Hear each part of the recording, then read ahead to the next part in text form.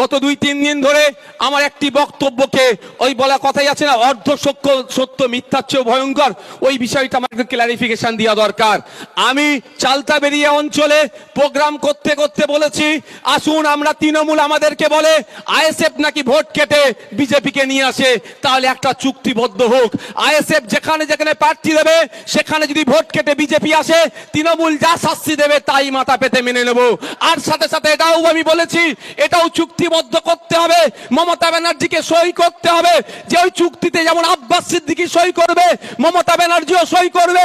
যেখানে যেখানে তৃণমূল প্রার্থী দেবে সেখানে যদি বিজেপি আসে, তাহলে আইএসএফ যা শাস্তি দেবে মাথা পেতে মেনে নিতে হবে।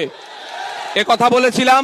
তারপরে বলেছি, যেখানে প্রার্থী দিয়েছি যদি বিজেপি চলে আসে, আইএসএফ প্রার্থী দেওয়ার জন্য আমার মাথাটা নিচের দিকে, পাটা উপরের দিয়ে গাছে বেঁধে যতটা ইচ্ছা বাড়বে, আমার কোনো যায় আসে না। কিন্তু আর আমরাও দেখে নেব, যদি কোনো জায়গাতে এই চুক্তি করার পরে দেখেছি তৃণমূল ভোট দিয়ে বিজেপিকে নিয়ে এসছে, প্রার্থী দিয়ে বিজেপিকে নিয়ে আসছে, তাহলে তো কাঁচা কঞ্চিতে তেল লাগিয়ে রাখতে হবে। এ কথা আমি বলেছি। তাহলে যখন আমার সাহস আছে, আমি কি বলছি, নওশাদ সিদ্দিকী আমার দলের প্রতিষ্ঠাতা পীরজাদা আব্বাস সিদ্দিকী কি বলেছেন, যে আমাদেরকে নির্দেশ দিয়েছে যদি আমরা কোনো জায়গায় প্রার্থী দিই, যদি বিজেপি চলে আসে, তাহলে তৃণমূলের বন্ধুরা নওশাদ সিদ্দিকীর পা দুটো উপর দিকে, মাথাটা নিচের দিকে রেখে গাছে ঝুলিয়ে মারবে, কোনো অসুবিধা নেই। আর আমরা বলেছি যদি তোমাদের জায়গায় বিজেপি চলে আসে, কাঁচা কঞ্চিতে তেল লাগিয়ে ভয় খেয়ে গেছে, দেখছেন ভয়ের কি আছে ভাই? যদি আমরা বিজেপিকে আনার চেষ্টা করি তাহলে তো ওনারাই এই সুযোগ তো পিটানোর।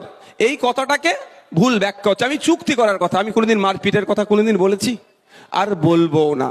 আমি শুধু কাঁচা কঞ্চির কথা বলেছিলাম যাতে এটা প্রকাশ হোক। আমরা কি চাইছি, রাজ্যের মানুষের কাছে যাক প্রকৃত অর্থে বিজেপির বিরুদ্ধে কারা লড়াই করতে চাইছে। অনেকে অনেক কথা বলছে, এই আপনারা কি, আমরা কেউ লুঙ্গি পরে এসেছি না? আমরা যেটা বিজেপি কথা বলে, যে ভাষায় বিজেপি কথা বলে, লুঙ্গিওয়ালাদের দেখলে যাদের ফেটে যায়, কিন্তু সাউথ ইন্ডিয়া চলে যাবেন, ওখানে ওদের ঐতিহ্য কালচারই হচ্ছে লুঙ্গি। সাউথ ইন্ডিয়ার এমপি গুলো আমরা দেখেছি, সত্যি ওদের স্যালুট করতে হবে। পার্লামেন্টের উভয় কক্ষে লুঙ্গি পরে এসে ওদের ঐতিহ্যকে বজায় রাখে। বিজেপি যে ভাষায় মুসলিম সম্প্রদায়কে লুঙ্গি বাহিনী বলে দেখে দেয়, গত কয়েকদিন ধরে দেখছি এই ভাঙড়ে শিক্ষার আমূল পরিবর্তনের জন্য, ভাঙড়ে স্কুলের টিচারের জন্য, ভাঙড়ে নতুন কলেজের জন্য, ভাঙড়ের মহিলাদের আলাদা কলেজের জন্য স্টুডেন্ট ফান্ড আর আমার পক্ষ থেকে যে সংগ্রাম চলছে, এই সংগ্রামকে ভুলণ্ডিত করার জন্য আমাদের আজকে এই সমাবেশে অভিভাবক যারা এসেছেন তারা নাকি লুঙ্গি পরে আসবে বলে তাদেরকে খিল্লি করছে।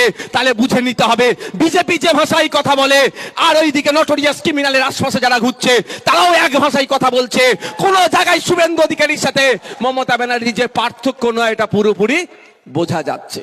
আমি অবাক, শুধু আমাকে কয়েকটা ছেলে পাঠাচ্ছিল, আমি বললাম ইগনোর করো, ও হালকা বয়সী ছেলে পুলে, যদিও আমার খুব বেশি বয়স হয়ে যায়নি, কিন্তু আপনারা যে দায়িত্ব দিয়েছেন বয়স্ক লোকের মতো ভূমিকা পালন করতে হচ্ছে।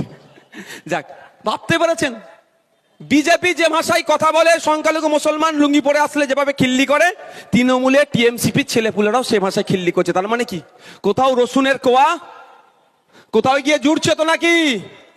সেই জন্যই আপনারা ভাবুন, রাজ্যে 77টা এমএলএ জিতে আছে, কোথায়? বিজেপির বিধায়করা জিতে আছে, ওখানে কোনো ডিস্টার্ব নাই। ডিস্টার্ব কেন ভাঙড়ে করতে হবে? দেখ বন্ধুগণ, এই স্টুডেন্ট ফান্ডের লড়াই কি ন্যাশনাল এডুকেশন পলিসি 2020 নামে শিক্ষিত ছেলেদের, গরিব সমাজের ছেলেমেয়েরা আর উচ্চ শিক্ষায় শিক্ষিত হওয়ার জায়গা রাখছে না। আর্থিকভাবে যারা দুর্বল, তাদের বাড়ির ছেলেরা উচ্চ শিক্ষায় শিক্ষিত হতে পারবে না। তাই স্টুডেন্ট ফান্ড বারবার আওয়াজ তুলেছে যে ন্যাশনাল এডুকেশন পলিসি এনইপি 2020 বাতিল করতে হবে। আর অপদস্থ রাজ্য সরকার শিক্ষামন্ত্রী ঘুরিয়ে আবার এইটাকে ইমপ্লিমেন্ট করার চেষ্টা করছে। আমাদের স্টুডেন্ট ফান্ডের দাবি কি, যেটা বড় ভাই বারবার দাবি করে এসেছে, যে সংবিধানকে আমাদের পাঠ্যসূচির অন্তর্ভুক্ত করতে হবে। আমাদের সংবিধান আমাদেরকে জানতে হবে, কি অধিকার দিয়েছে, আমরা না জানার ফলে আমাদেরকে ভুল বুঝানো হচ্ছে। এটা হচ্ছে স্টুডেন্ট ফান্ডের দাবি। স্টুডেন্ট ফান্ডের দাবি কি, কলেজগুলোতে ছাত্র প্রতিনিধি তৈরি হোক। ছাত্র প্রতিনিধি তৈরি করতে গেলে নির্বিঘ্নে ভোট করাতে হবে। ছাত্ররা তাদের প্রতিনিধি হিসাবে যাদেরকে চাইবে, তারা শিক্ষক ছাত্র লিয়াজো মেনটেন করবে। শিক্ষক ছাত্রকে মিলিত করে শিক্ষা প্রতিষ্ঠানের আমূল পরিবর্তন হবে। এই ডিমান্ড তো ছাত্র স্টুডেন্ট ফান্ডের কি দাবি, অন্য কিছু তো দাবি নাই। কিন্তু দুর্ভাগ্য আমাদের, এরা এতটা বড় সাহসী, কিন্তু এরা কলেজে ভোট করাতে চাইছে না। এরা নিজেদেরকে বহুত বড় বাহুবলী ভাবে। সামান্য একটা মাদ্রাসার ম্যানেজিং কমিটিতে এরা ভোট করাতে চাইছে না, ভোট চুরি করছে। এরা আবার বড় বড় কথা বলে, অনেক কথা বলে, আমি উত্তর দিই না। কেন জানেন? এই দেখুন আমাদের সামনে তারা দাঁড়িয়ে আছে এখানে, একদম এক এক উঠে দাঁড়াও তো, এখানকার যারা লোকালে আছো এলাকা, এরা যথেষ্ট আছে, দাঁড়াও না, দেখতে পাচ্ছেন এরাই যথেষ্ট। ওই জন্য আমি সব উত্তর দিই না। অসুবিধা আছে নাকি?